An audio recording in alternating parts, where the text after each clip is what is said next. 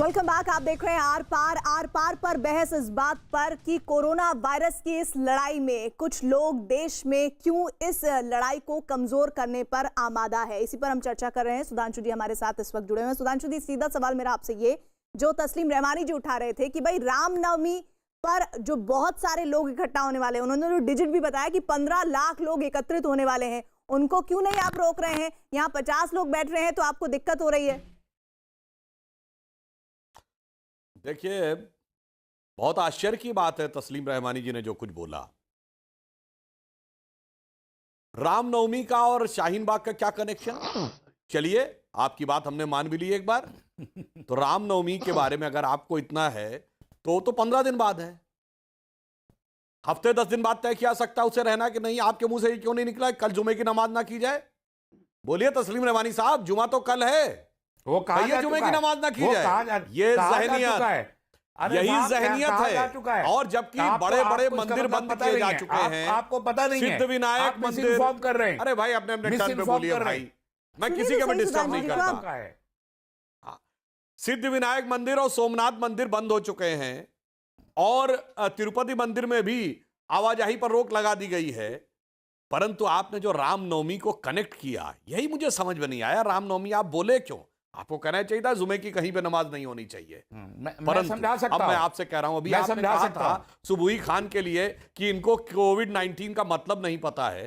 रहमानी साहब, मैं चुनौती से कहता हूं, वहां जितनी दादी और नानी बैठी हैं, 1950 के आसपास की पैदाइश होगी ना सबकी, 10% रेट ऑफ लिटरेसी थी उस समय देश की, महिलाओं में और कम थी।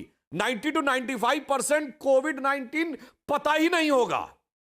और जैसे वो उनमें से कोई भी 10 सेकंड के अंदर सिटीजनशिप अमेंडमेंट एक्ट अंग्रेजी में अथवा नागरिकता संशोधन विधेयक हिंदी में नहीं लिख सकते, उसी ढंग से कोविड-19 क्या है यह लिख नहीं सकती। इसी उनका मैं मजाक नहीं उड़ा रहा हूं, उनके प्रति अपमान नहीं कर रहा हूं, उनकी नादानी का आप फायदा उठा रहे हैं। आप सुबुही खान से कह रहे हैं कि इन्हें कोविड-19 नहीं पता और उनको पता है जो वहां बैठी है, उनको यह खतरा नहीं पता है। तभी मैं फिर रिपीट कर रहा हूं कि लोगों ने उनको चारा बना रखा है भाईचारा के नाम पे।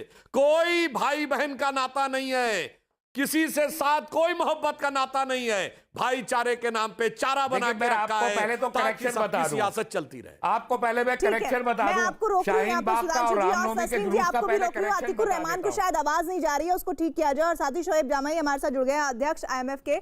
शोएब जामई, ऐसा लग रहा है अब मौजूदा स्थिति में कि आप लोगों ने उन महिलाओं को बरगलाकर वहां पर बैठाया हुआ है। अब आलम यह है कि आप किस मुंह से कोरोना वायरस के बारे में उनको जाकर समझाएं, क्योंकि अक्ल पर पर्दा आपने इतना गहरा डाल दिया है कि उसे हटाना मुश्किल लग रहा है।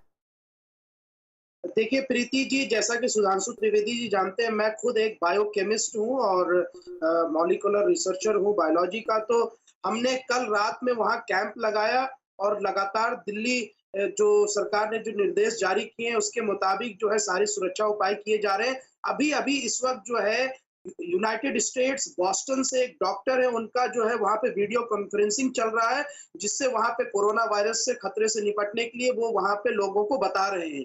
और इस वक्त जो है हम लोग शाहीन बाग में हर तरह के जो है सुरक्षा उपाय ले रहे हैं, जैसे हैंड सैनिटाइजर, मास्क का बांटना। अच्छा, मुझे बताइए, आपके कैंप के बाद वहां पर कितने लोग हैं? अब आपने कैंप लगाया ना, कितने लोग हैं वहां पे अब?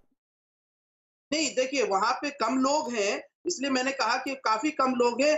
जितने सुरक्षा जितने रेलवे स्टेशन और एयरपोर्ट में उससे ज्यादा लोग यहाँ से ग्रुप में होते हैं, उससे भी कम लोग हैं। नंबर बताइए।